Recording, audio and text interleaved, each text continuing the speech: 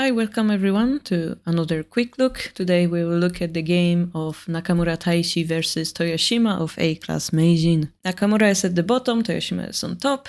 Nakamura was attacking. He started with pawn push to 4, pawn takes, pawn drop to 2, bishop takes and rook comes in, bishop comes to defend. And seemingly Nakamura is better because of the pawn drop. He will be able to get this knight for free. If the bishop takes, the rook can go in. But a brilliant move was played here. If you would like to think about it, please pause. And that was pawn to 9-4. It is at first really hard to understand what's going on, but basically the idea is to defend a fork. Because our A-class players understand shogi in depth.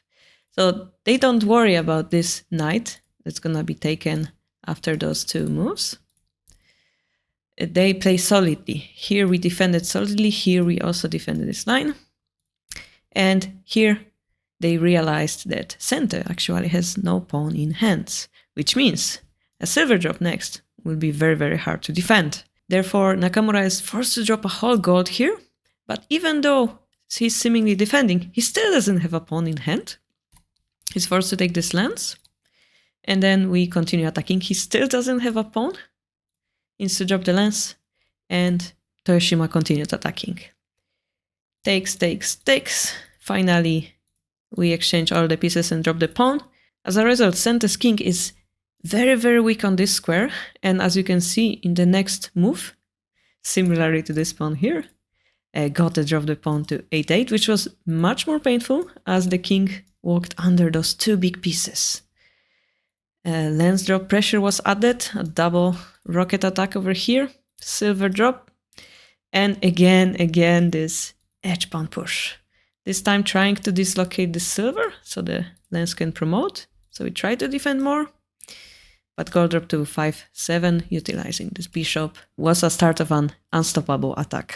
This whole strong variation started with premise that Sente had no pawn in this position, and Toyoshima realizing that solid moves are the way to win this game slowly, as this side is not important, but this one is much more.